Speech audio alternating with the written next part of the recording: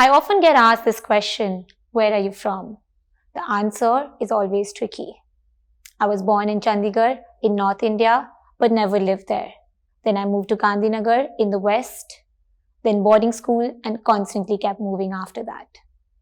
Sometimes in jest, I would say I'm a citizen of the world, or simply Indian was enough. Today, I'm 31 years old and have lived in 15 cities and traveled to over 33 countries across the globe. This makes an average of 2 years per city. It's been a little bit of a nomadic life. As a young girl, I developed a sense of exploration. New places and new friends excited me. Though unknowingly, every time I moved, there was also a displacement of identity. In retrospect, I realize I grounded my sense of identity in what sociologists call the third space. The third space is a place where you socialize outside of the first space, which is your home, the second space, which is your work or an educational institute. These third spaces make life worth living and enhance relationships. It could be any place, such as a cafe, bar, a place of worship, a bookstore, or even a hobby. This space could also be just a feeling or a state of mind. As my first space and second space were in a constant state of flux, I seek anchor in these third spaces. Let me think about a few moments in my life when I was truly present. As an 11-year-old girl, during my time at Mayo, a boarding school in the desert town of Rajasthan, I found a home away from home. Here, I sought solace at the lawn tennis court. That moment when your teammate is serving for match point, your heart stops beating, and there is a real connection formed. It's not only about the sport itself, but the banter and the comradeship that surrounds it. Let's fast forward to when I was 23, and I moved to Barcelona to study at IESE Business School, like many of you in this virtual room. At IESE, it was like entering a strange world, yet it was a comfortable bubble of strangers. Outside of school, I discovered one of my favorite board games, Settlers of Catan. Settlers is known to be destroying friendships. In the Catan universe, it doesn't matter where you come from. So we were a group of students from all across Germany, USA, Puerto Rico, Jamaica, Philippines, to name a few. But while playing this game, it did not matter whether you were rich or poor, whether you were black or white or any shade in between, whether you graduated at the top of your class or what job you secured post the MBA. During those 4 hours of gameplay, there was a real sense of being that went beyond the superficial mask that we wear in our interactions with the world around us.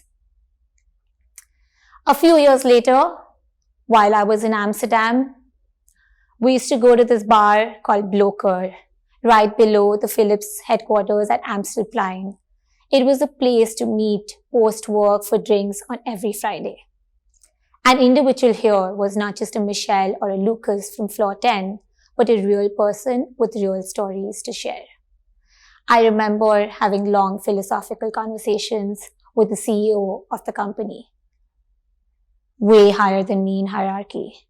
But at Bloker, we were just humans connecting. We ate this Dutch dish called bitterballen. That dish somehow connected us to the culture of the place itself. Weird as it may sound, it were these little experiences that helped form my identity today.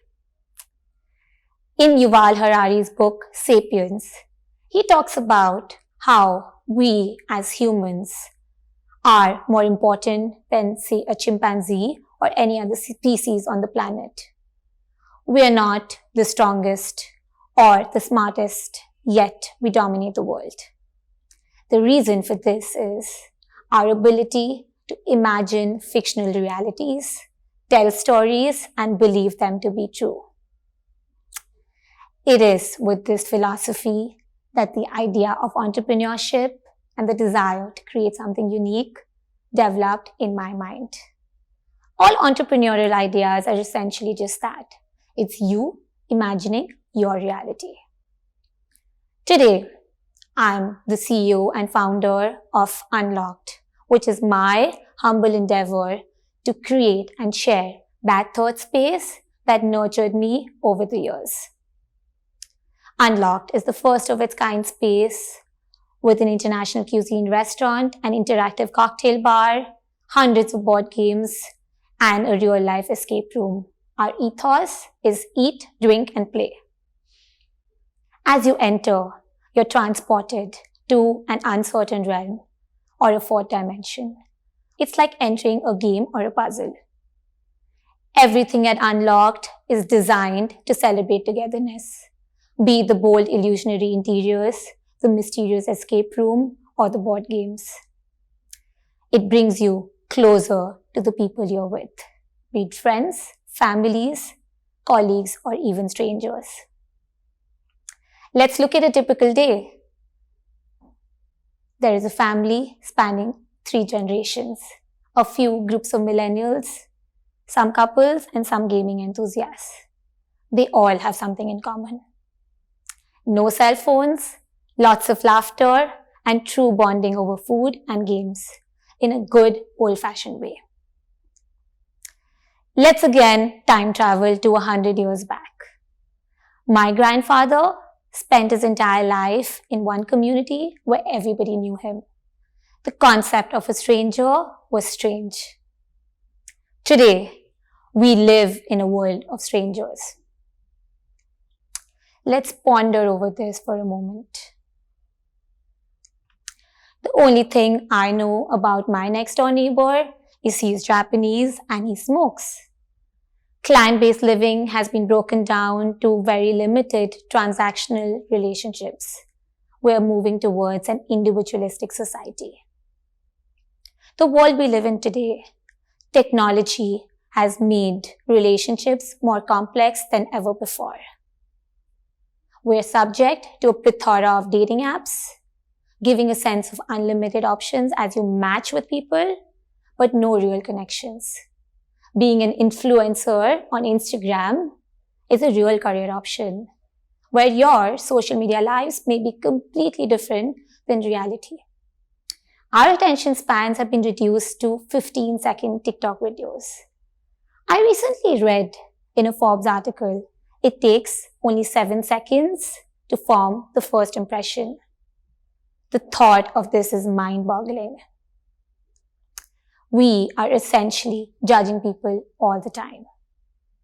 As you enter a party or a networking event, there is always a yes or a no tick mark when you meet new people. Let's try to change that.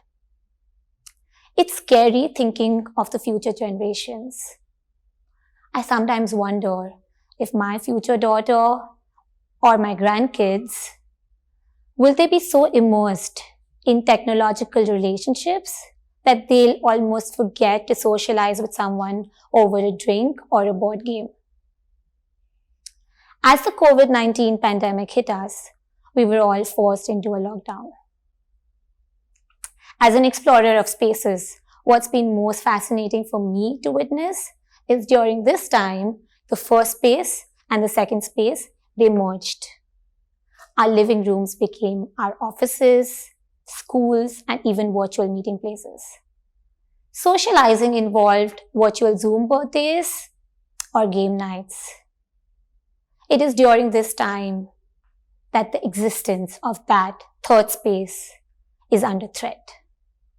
The need to preserve this becomes even more important. As lockdown guidelines are opening up across the globe, I have a request to make of all of you. I urge you to go out there in your communities and create offline spaces to form real relationships. It may be dancing in your balconies like the Italians showed us, a picnic in the neighborhood park, or creating a community around a shared passion. Be creative, use your imagination. Remember, we can be socially distant, yet together. And next time you visit your favorite restaurant or your usual cafe, look at it with fresh eyes and a new perspective.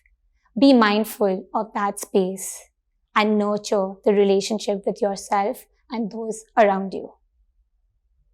I want to leave you with one thought. Reflect back on your lives.